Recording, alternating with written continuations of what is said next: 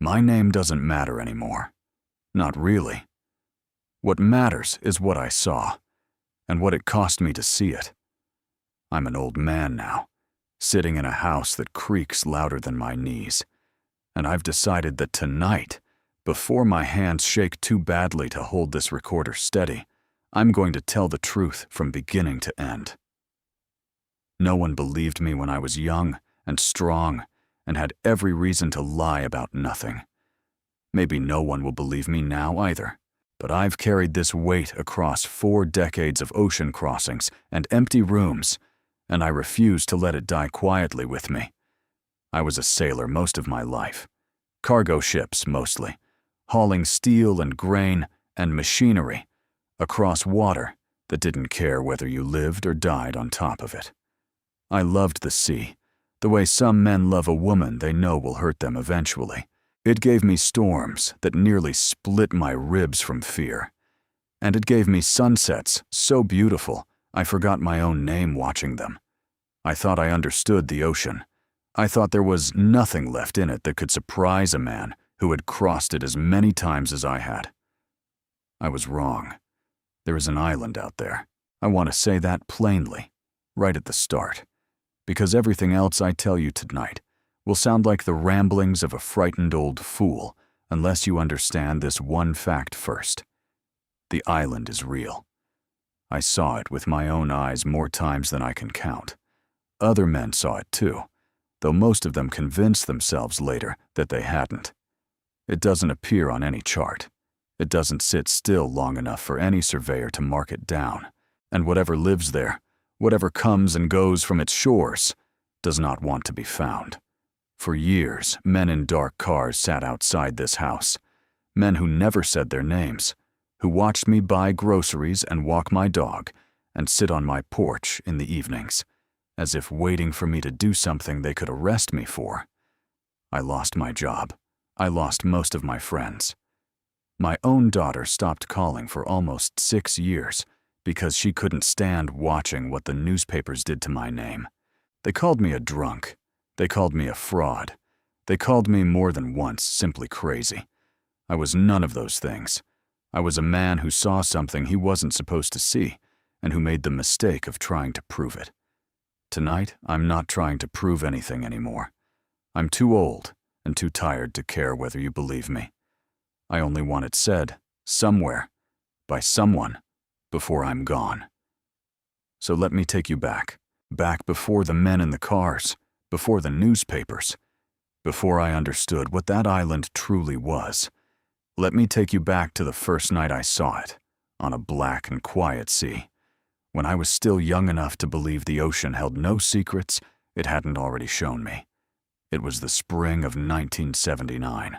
I was 26 years old, second mate aboard a cargo vessel called the Meridian Star, somewhere in open water, where the charts simply say, deep ocean, and nothing else. That night, the sea was flat as glass, and the stars were so thick above us that the horizon disappeared into them. I remember thinking, foolishly, that it was the kind of night nothing bad could happen on. I had no idea how wrong a man could be. I want you to picture that ship the way I remember it.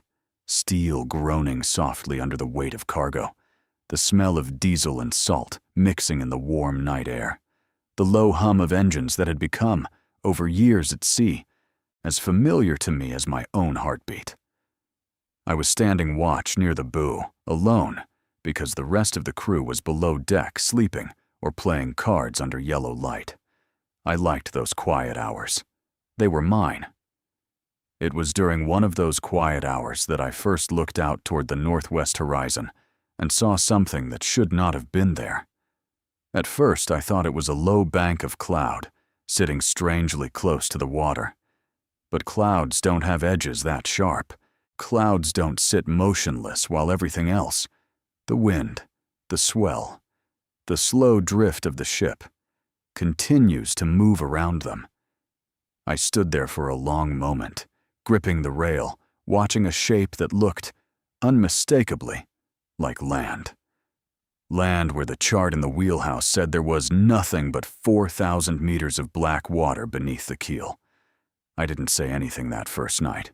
I told myself I was tired, that 11 hours on watch could make a man see shapes that weren't real, that the mind plays tricks on flat black water when there's nothing else to look at.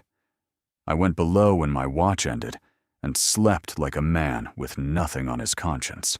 In the morning, the horizon was empty again, the way it should have been, and I let the whole thing settle into the back of my mind, like sand sinking to the bottom of a jar. 3 nights later, I saw it again. This time, it was further to the south, nowhere near where I'd first spotted it. And this time, I wasn't alone. A younger sailor named Danny Alberts was up on the bow with me, smoking a cigarette he wasn't supposed to have, when he suddenly went quiet and pointed out toward the water. "You seeing that?" he asked, and something in his voice told me he already knew the answer wasn't going to make either of us feel better. We stood together and watched a low shape rise out of the darkness, gray and solid against the horizon, exactly where no shape had any right to be. I remember the strange stillness of it, no birds circling it, no lights blinking the way a real coastline would show lights, no radio chatter on the emergency channels acknowledging its existence, just a silent mass sitting on the water, like something that had always been there and simply hadn't been noticed until now. Danny wanted to wake the captain. I told him not to. I don't fully know why, even now, all these years later. Some instinct in me. The same instinct that later made me hide notebooks and coordinates from my own wife. Told me that whatever this was, it wasn't meant for official reports and captain's logs. It felt private in a way that frightened me more than the shape itself did. We watched it for almost 40 minutes before a thin bank of fog rolled in from nowhere, thick and sudden, swallowing the horizon whole. When it cleared 20 minutes later, the island was gone.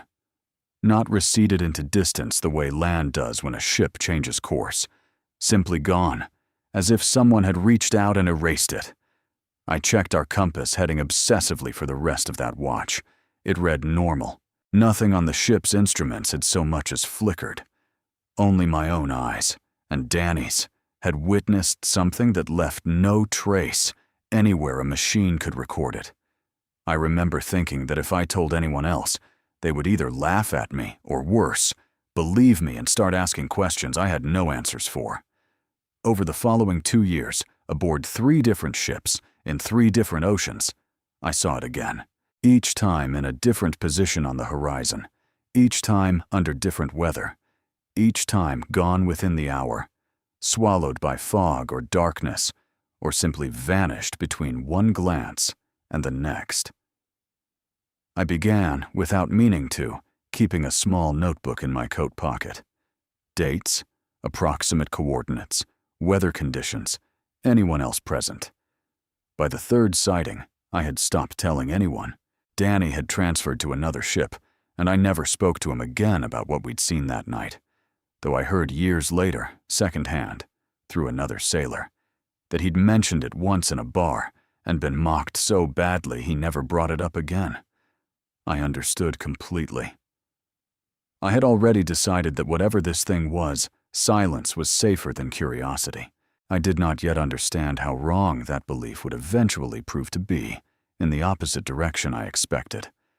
My crewmates began to notice something had changed in me. I stood longer watches than required. I stared at empty horizons, with an intensity that made some of them uncomfortable. One older sailor, a quiet man named Wilhelm, who had crossed more oceans than anyone else aboard, pulled me aside one evening and asked, without any judgment in his voice, whether I was seeing things out there. I remember the way he watched my face carefully as he said it, as though he already suspected the answer and simply wanted to know if I would lie to him. I lied to him. I told him I was only tired. He nodded slowly, the way a man nods when he doesn't believe you, but has decided not to push further, and he never asked again. But I saw him watching the horizon differently after that conversation, the way a man watches something he has been warned about but cannot name. I have wondered many times since whether Wilhelm saw the island too, on some crossing of his own, long before I ever met him, and simply learned the same lesson I was only beginning to learn, that some things are better carried alone.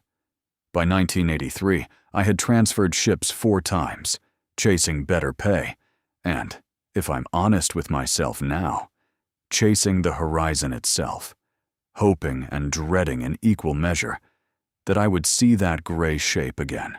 My notebook had filled with dates and coordinates that made no sense together. The island appeared once near the Azores. 8 months later, impossibly, in waters off the coast of Newfoundland. A year after that, somewhere in the mid-Pacific, thousands of miles from either previous sighting, in conditions and at a time of year that made no geographic sense whatsoever.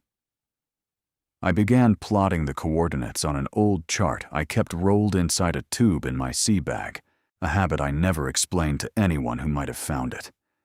There was no pattern I could identify, no drift, no current, no explanation any oceanographer would have accepted.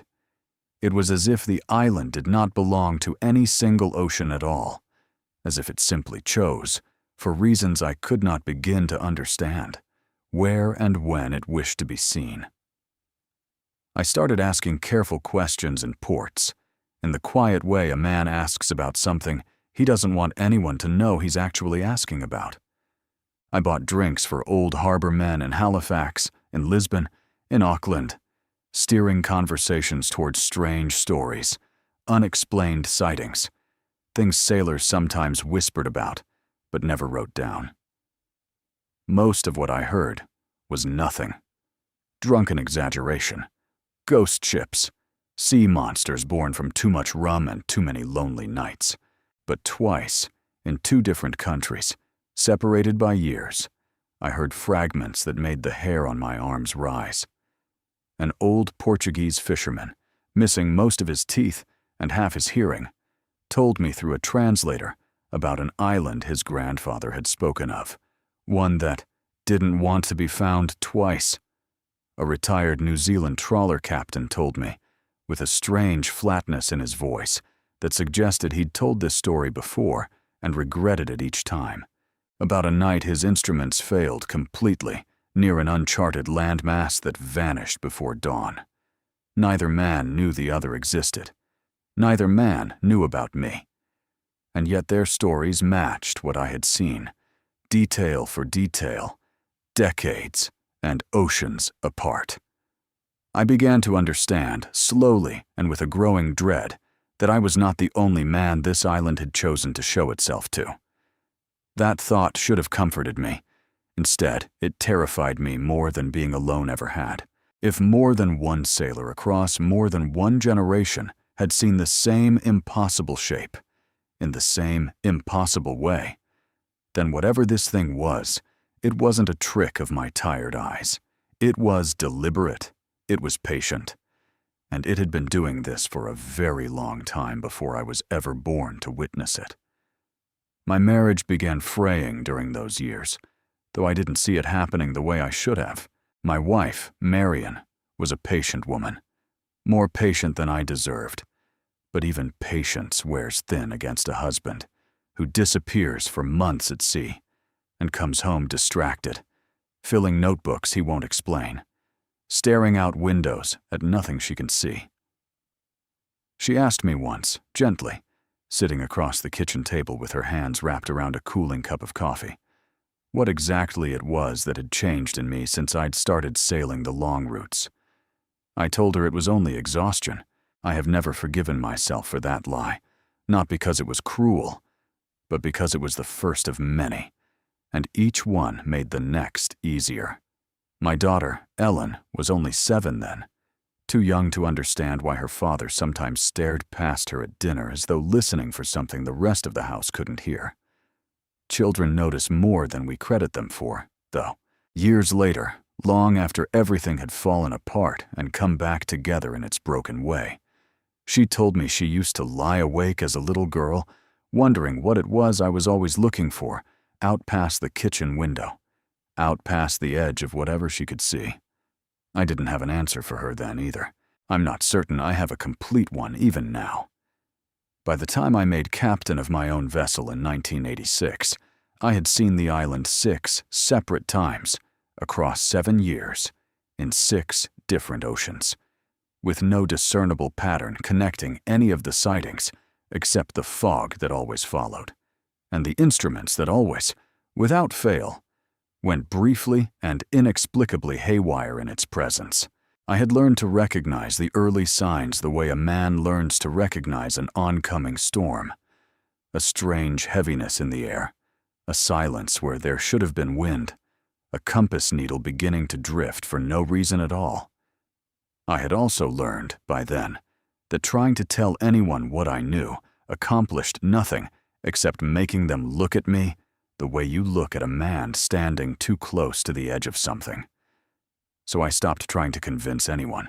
I simply kept watching, kept recording, kept waiting for the day I would finally understand what it was I had been chasing across all those years and all those miles of empty water. The 7th sighting came in the autumn of 1988, and it was different from everyone before it, because for the first time I had command of my own ship and the authority to do something about what I saw. I was captain of a modest cargo vessel called the Ellen Marie, named, at my insistence, for my daughter, running a route through waters south of Bermuda that I had sailed a dozen times without incident. It was nearly 2 in the morning when the lookout called down that there was land where the chart showed none. I was on the bridge within 30 seconds, and there it was, sitting low and gray against a horizon, lit only by a thin sliver of moon. My hands were steady on the rail even as my heart slammed against my ribs like something trying to escape. I had waited 9 years to be in a position to do more than simply watch. Now, finally, I had a ship, a crew who trusted my orders, and enough rank to justify a course change without immediate explanation. I gave the order to alter heading toward the shape on the horizon. The first sign that something was wrong came almost immediately. Our compass, a reliable magnetic instrument that had never given a moment's trouble in 3 years aboard that vessel, began to swing slowly, and then violently, spinning through headings that made no sense given our actual position. The helmsman, a steady young man named Cortez, who had sailed with me for 2 years, called out in a voice tight with confusion that he was losing steering response, that the wheel felt loose, like it wasn't connected to anything. I ordered him to hold our heading by the stars instead, and for a while it worked, the black silhouette of the island growing slightly larger against the horizon as we crept toward it. Then the radio, which had been carrying quiet static from a distant weather station, cut out entirely, replaced by a sound I have never been able to adequately describe to anyone since, a low, pulsing tone, almost musical, that seemed to come from everywhere in the ship at once, rather than from any single speaker. The engine room called up next, reporting that the main engine's RPM gauge was fluctuating wildly, despite no actual change in engine performance that the chief engineer could detect by ear or by hand on the machinery itself. I remember standing on that bridge, gripping the rail so hard my knuckles ached, watching my crew's faces shift from confusion to something closer to fear, and understanding, with a terrible clarity, that we were not experiencing equipment failure. We were experiencing something responding to our approach. The fog came next, and it came the way fog should never come, not rolling in gradually from a distant bank, but simply appearing, thick and sudden, as though someone had drawn a curtain across the entire horizon in the space of a single breath. Visibility dropped from several miles to perhaps 50 feet in under a minute. I ordered all stop, unwilling to risk running my ship blind into rocks that might or might not actually exist beneath that silhouette. We sat there, engines idling, fog pressing against every window of the bridge like something alive, for nearly 40 minutes. My crew was silent in a way I had never experienced aboard any ship before. Not the comfortable silence of men used to each other's company, but the taut, listening silence of men waiting for something to happen that they had no framework to understand. When the fog finally lifted, as suddenly as it had arrived, the horizon was empty. The compass had returned to normal. The radio crackled back to life mid-transmission from the same distant weather station, as though nothing had ever interrupted it. Cortez looked at me that night with an expression I recognized because I had worn it myself for 9 years. The look of a man who has just seen something that will follow him quietly for the rest of his life, whether he speaks of it or not. He never brought it up again after that voyage, not directly, though I noticed he requested transfer to a different route within 6 months, and I never asked him why. Some men, I had learned, dealt with the unexplainable by trying to outrun it.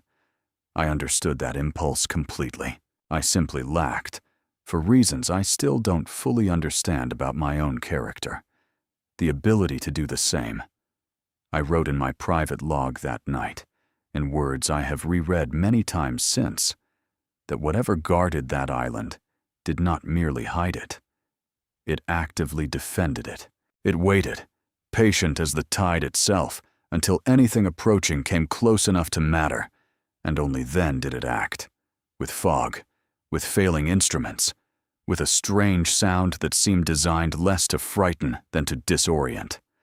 I remember writing the words, "It knows we're here," and staring at them for a long time before closing the notebook, aware that I had just crossed some invisible line from curious observer to something the island itself now considered worth responding to. 2 years passed before the island revealed the part of itself I had least expected, the part that would eventually cost me everything. It was 1990, and I was running a longer route across the Pacific, 3 weeks out from the nearest port, in waters so remote that even experienced sailors sometimes described the isolation as unsettling. I had grown almost accustomed by then to the idea that I might live my whole life, seeing that gray shape from a distance and never learning more about it than fog and failed compasses could tell me. I was wrong to think the island had nothing left to show me. It was well past midnight, the sea unusually calm, when the second mate woke me with an urgency in his knock that told me before he said a word that something was happening. I came up to the bridge in my undershirt, not bothering with a jacket in the warm night air, and found half my off-duty crew already gathered at the windows, faces pressed close to glass, looking out at a horizon that held the island, closer than I had ever seen it before, close enough that details of its shoreline were faintly visible in the moonlight. And above it, rising slowly and silently into the night sky, was a light. I want to be precise about what I saw, because precision is the only thing that has ever separated my account from the ravings of men whose stories I dismissed for years before I had one of my own.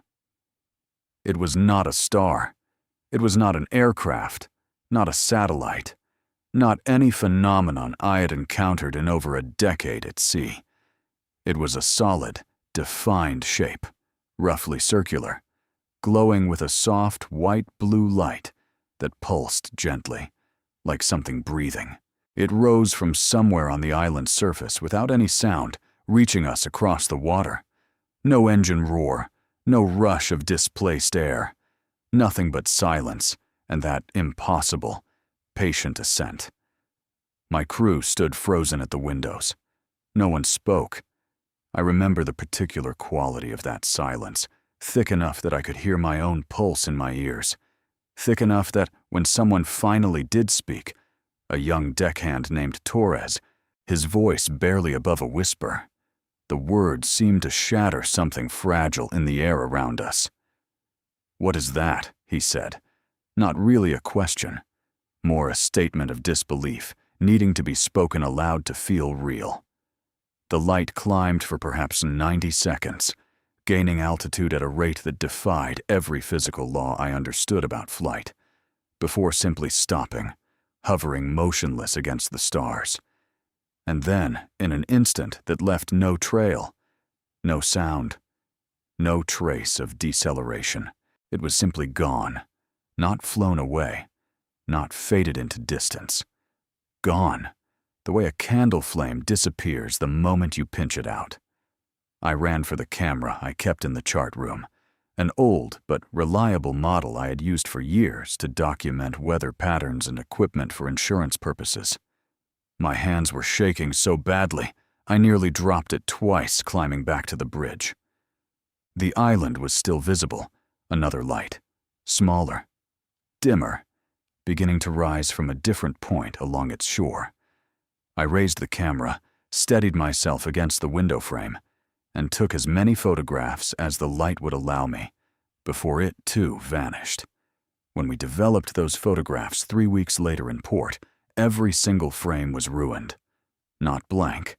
That might have been explainable by simple human error. Ruined in a way none of us could account for, streaked with strange bands of color that had no relationship to the actual scene, or entirely black, as though no light had ever reached the film, or distorted into shapes that bore no resemblance to a night sky and an island at all.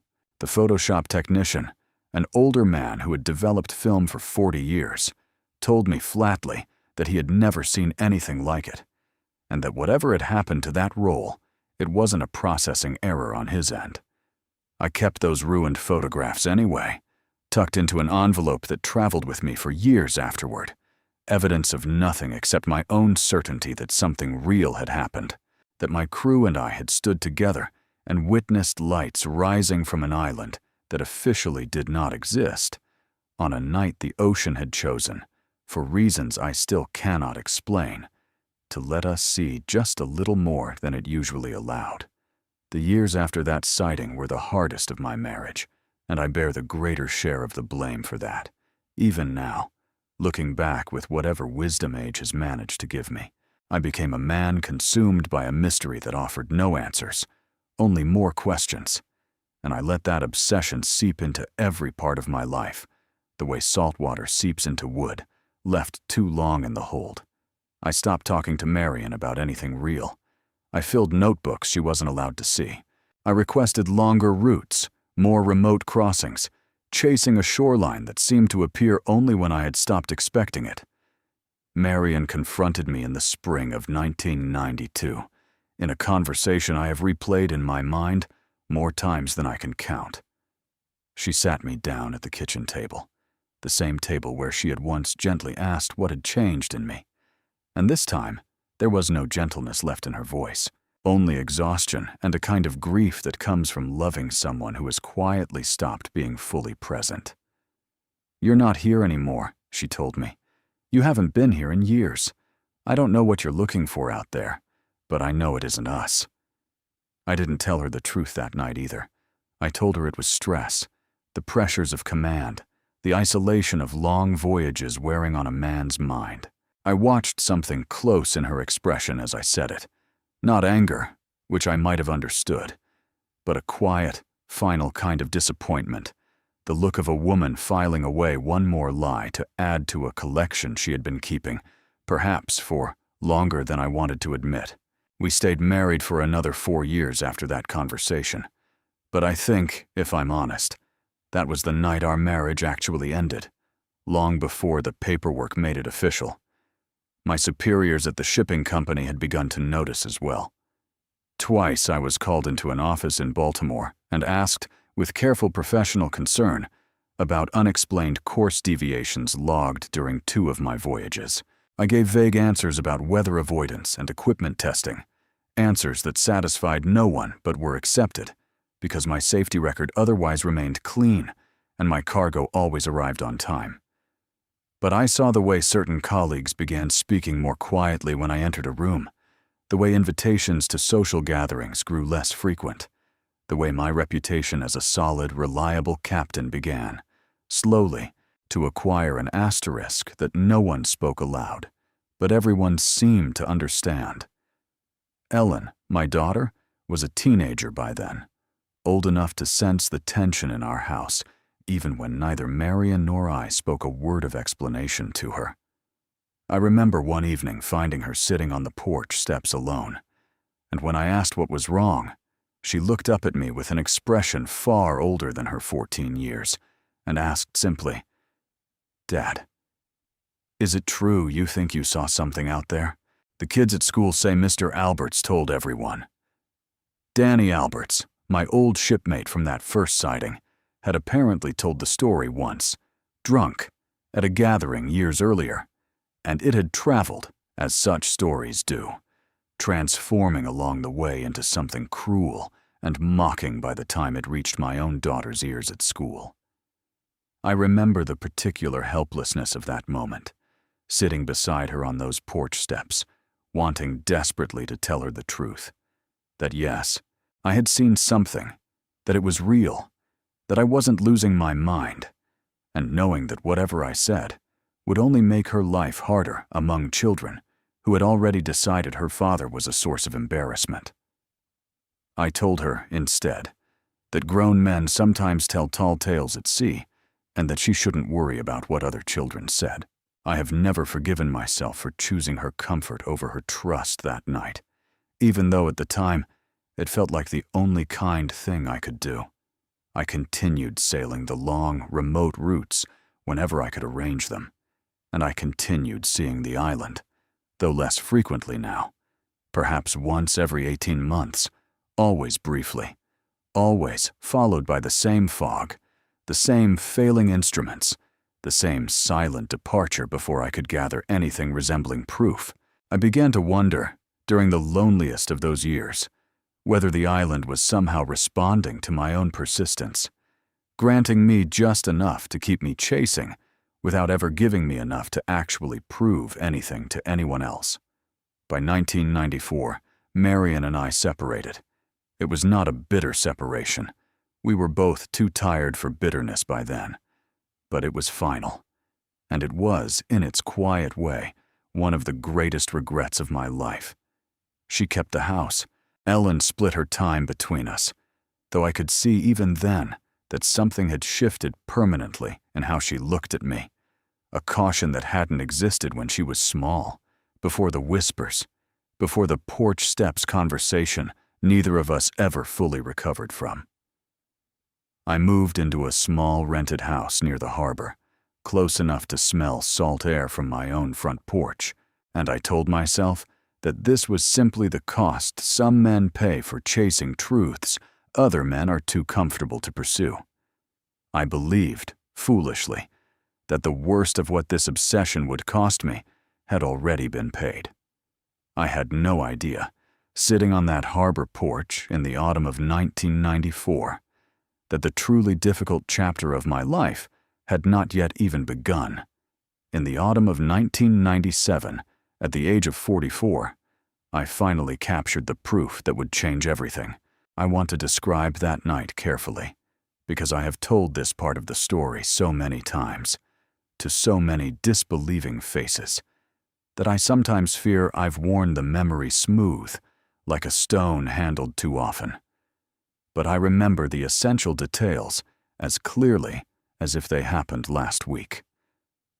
And I will tell them to you now exactly as they occurred. I had taken a position as captain of a research support vessel, a job that gave me more flexibility over routes than commercial cargo work ever had, and more reason, if questioned, to be carrying specialized equipment aboard. I had, by then, quietly acquired a newer camera, one recommended to me by a marine biologist I'd befriended who used it for documenting deep-sea creatures brought up in trawl nets, a camera built to function in difficult, low-light conditions that had defeated every previous piece of equipment I'd tried. We were 3 days into a scientific survey route in waters south of the Azores, conditions calm, sky clear, when I felt it before I saw it, that particular heaviness in the air I had learned, over 18 years, to recognize as the island's warning. I gave quiet orders to slow the vessel and told the small crew, most of whom knew nothing of my history with such sightings, that I wanted to investigate an unusual weather pattern developing to the north. No one questioned a captain's judgment on a research vessel built for exactly that kind of investigation. The island appeared exactly as it always had, Gray, silent, impossibly present, where the chart showed nothing but ocean floor thousands of meters below. This time, though, instead of ordering an approach that I knew from experience would trigger fog and failing instruments before I got close enough to matter, I held our position at a careful distance, camera already in hand, watching and waiting the way a hunter waits, patient and still, for exactly the right moment. It came just before 3 in the morning. A light rose from the island's surface, the familiar soft, blue-white glow I had seen once before, 7 years earlier. And this time, I did not hesitate. I began photographing immediately, adjusting settings with hands that were, for once, steady despite my racing heart, understanding that whatever happened in the next 60 seconds would either give me the proof I had chased for nearly 2 decades, or would join every other failed attempt in an envelope of ruined film I already knew too well. The light hovered for almost a full minute above the island, before beginning a slow, deliberate movement toward open water, closer to our position than I had ever allowed myself to approach it directly. I kept shooting, frame after frame, aware even as I did it, that some part of this felt less like observation and more like being permitted to witness something, as though whatever controlled that light had decided, this once, that I had earned a closer look. When the fog came, it came later than usual and less completely, curling in thin patches across the water rather than the solid wall I had experienced before. By the time it cleared, both the light and the island were gone, vanished in that same instantaneous way I had documented in my private log for years. But my hands were shaking now, not from fear, but from a desperate, disbelieving hope, because I understood, holding that camera against my chest, that whatever I had just captured might finally be different. It took another 11 days to reach port and develop the film through a trusted contact rather than a commercial shop, a precaution I had learned to take after years of ruined rolls. When the technician handed me the developed photographs in a quiet back room, his own hands were not entirely steady either. Most of the frames were the familiar ruin I had come to expect, streaked, distorted, blank. But 3 frames, 3 impossible frames, had survived intact, a clear image of the island's silhouette against the night sky, and in 2 of them, unmistakably, a defined circular shape hovering just above its shoreline, lit from within by a soft glow that no lens flare or reflection could easily explain away.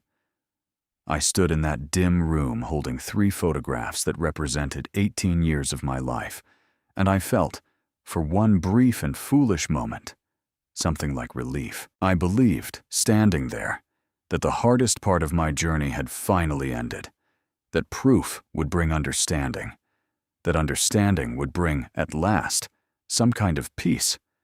I had no way of knowing, in that quiet room smelling of chemical fixer and old paper, that those 3 photographs were about to become the reason my entire life would unravel.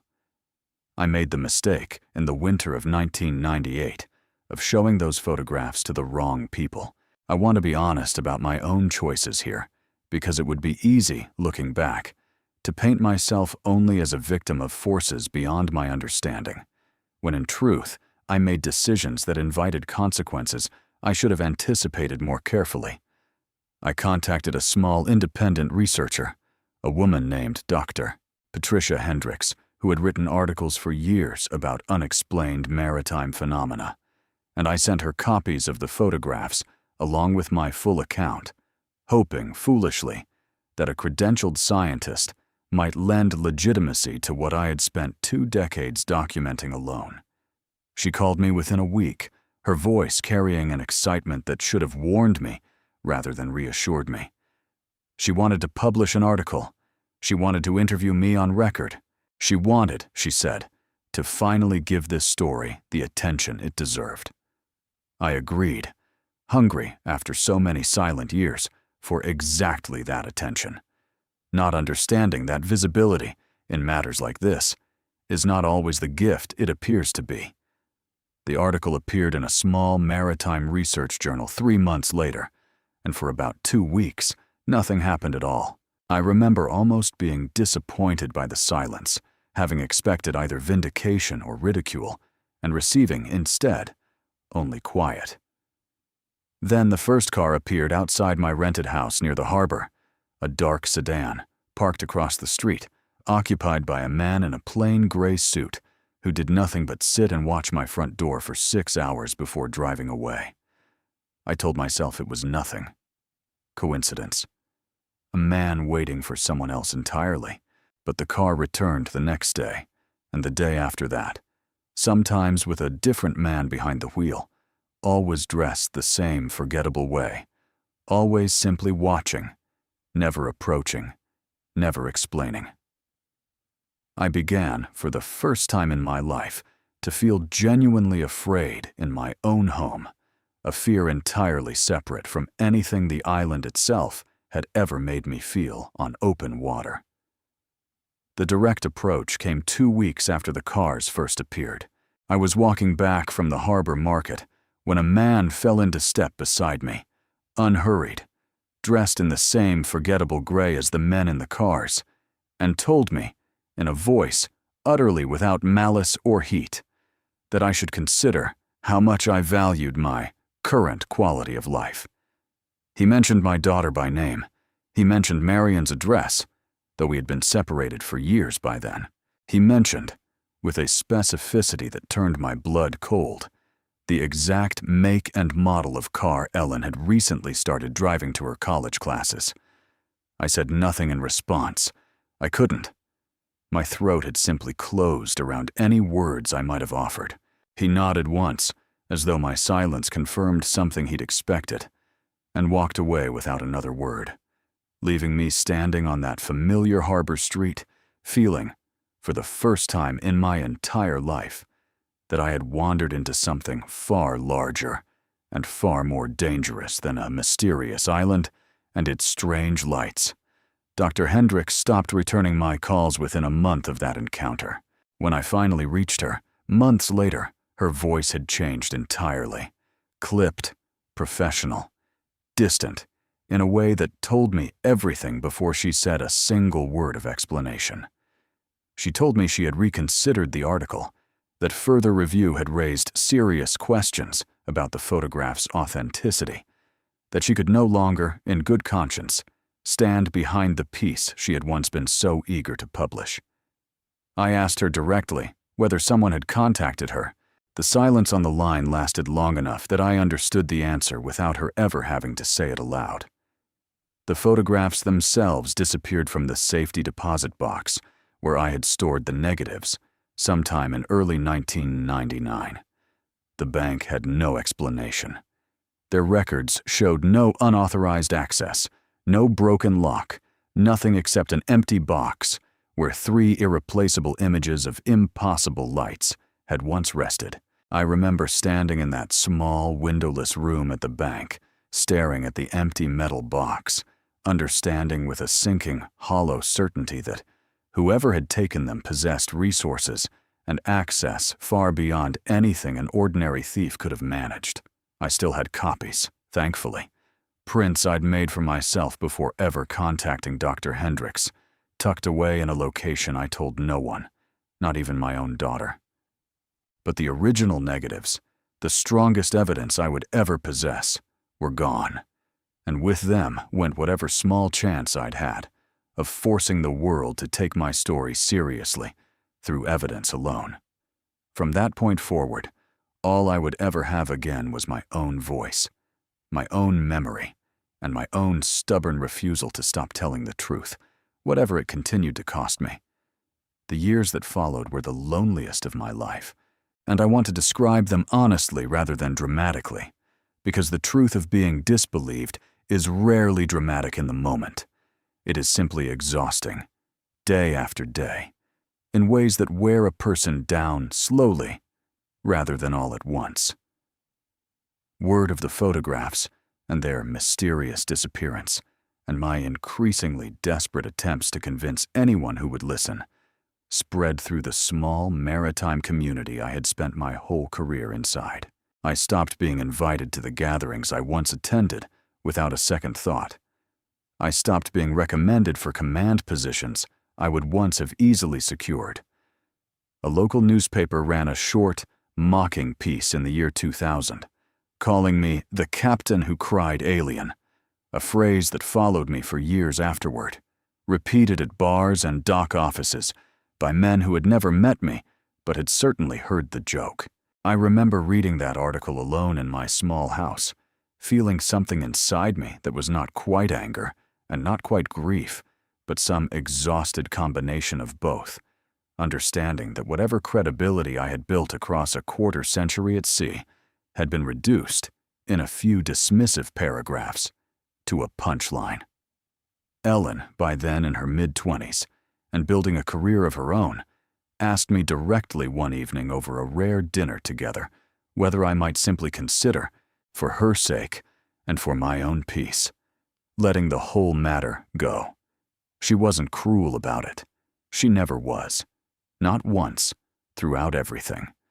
But I could hear in her voice the particular strain of a daughter who loved her father and was terrified of watching him destroy what remained of his reputation over something he could never actually prove. I told her I understood.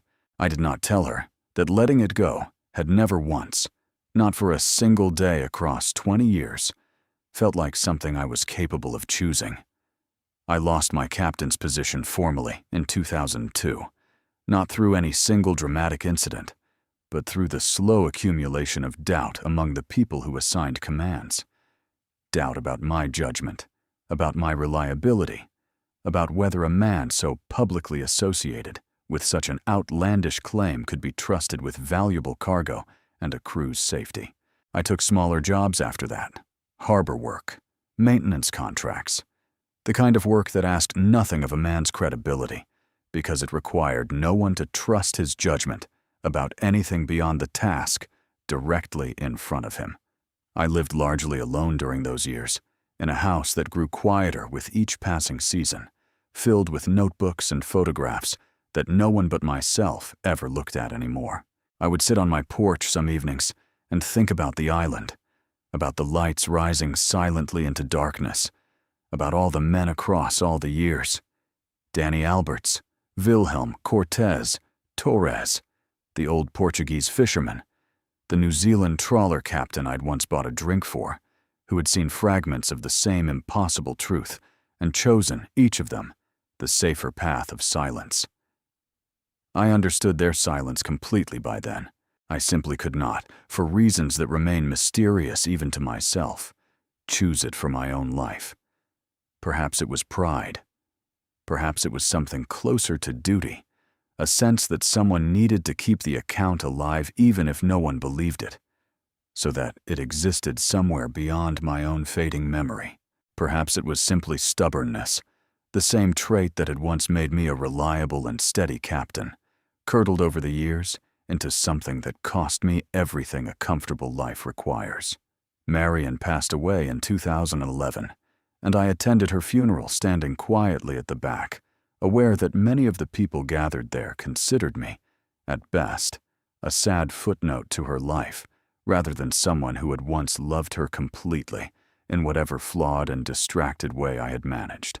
Ellen found me afterward, and held my hand for a long moment without speaking, and in that silence, I felt something I hadn't felt in years. Not forgiveness exactly, but perhaps the beginning of an understanding that had taken both of us decades to reach. I never saw the island again after that final photographed sighting in 1997. Whether it had simply decided it no longer needed to reveal itself to me, or whether some deeper misfortune had befallen whatever watched from its shores, I have no way of knowing.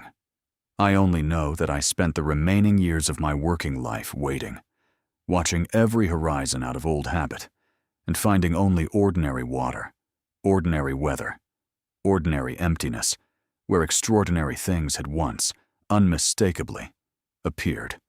I am 83 years old now, sitting in the same small house near the harbor where I have lived for over 2 decades, recording these words into a machine my granddaughter helped me set up because she worried, gently and lovingly, that I would otherwise let this story disappear with me, the way so many things eventually do. Ellen visits every Sunday now. We have made our peace, she and I, in the slow and imperfect way families sometimes manage after enough years have passed to soften what once felt unforgivable. I still have the surviving photographs, faded now with age, tucked inside a metal box I keep beside my bed. I have shown them to almost no one in recent years, not because I doubt what they show, but because I have grown tired, finally, of watching strangers' faces shift from polite interest to careful, pitying doubt. I no longer need anyone else to believe me in order to know what I witnessed across those 18 years upon the water. That certainty, hard-won and expensive, is the one thing this whole long ordeal never managed to take from me. I believe, with everything left in me, that the island I saw across those decades was exactly what it appeared to be. A hidden outpost, belonging to something not of this earth, something that has watched over our oceans, unseen and unbothered, for far longer than human history has bothered to record. I believe it moves, or is moved, by means we do not understand, and were never meant to understand, that it hides itself through methods our instruments register only as failure and confusion, and that it has done this, patiently, since long before the first human sailor ever pushed a boat out past the safety of a visible shore. I believe, too, that whoever came looking for those photographs, whoever sat outside my house in those forgettable gray cars, whoever spoke so calmly about my daughter's car and my ex-wife's dress, understood something about that island that I never fully learned myself. Whether they served some government agency or something stranger still, some older arrangement between human authority and whatever truly controls that hidden shore, I cannot say with certainty. I only know that powerful, careful people wanted my silence badly enough to destroy my reputation and dismantle my life rather than risk the alternative. I think often, in these quiet later years, about all the other men across all the centuries who might have seen fragments of what I saw and said nothing, understanding instinctively what it took me 2 decades and a ruined life to learn. That some truths are guarded not only by fog and failing compasses, but by other men, ordinary men in gray suits, whose job is simply to make sure the rest of us stop looking. I wonder how many captains before me stood on quiet bridges, watched impossible lights rise silently into darkness, and chose, wisely perhaps, to write nothing down at all. I do not regret my own choice, though it cost me nearly everything a comfortable life is supposed to offer a man. I regret the pain it caused Marion, and the fear it placed for years into my daughter's heart, and the friendships that quietly ended rather than continue standing beside a man other people had decided was foolish or broken. But I do not regret bearing witness. I do not regret refusing, across all those years of ridicule and pressure, to simply agree that what I saw with my own eyes had never actually happened. Somewhere out there, on an ocean too vast for any single chart to fully capture, that island still exists, moving quietly between waters, watched over by lights that rise without sound and vanish without trace. I believe, without needing anyone else's agreement to sustain that belief, that we are not, and have never been, entirely alone upon this earth, that something older than our oldest legends has simply chosen, for its own unknowable reasons, to remain hidden in plain sight, just past the edge of what any of us are usually permitted to see. I'm an old man now, and my hands shake too much these days to hold a camera steady, let alone a ship's wheel. But some nights, when Ellen has gone home and the house has fallen quiet around me, I still walk out onto my small porch, look out toward the dark line where the harbor meets open water, and watch, out of habit more than expectation, for a shape that has not shown itself to me in over 25 years. I do not expect to see it again before I die, but I find, even now, that I am still watching, still waiting, still unable to fully let go of the horizon that changed everything I thought I understood about the world. If you are listening to this, and you have ever stood on the deck of a ship in open water, alone in the deep hours of the night, and felt a chill pass through you that had nothing to do with the temperature of the air, I want you to know that I believe you. Whatever you saw, whatever you have never told another living soul out of fear of exactly what happened to me, I believe you completely. The ocean is far larger, far older, and far stranger than any of us have been permitted to fully understand. And somewhere within its endless dark water, I promise you, there are still things waiting to be seen by those patient enough and foolish enough to keep looking.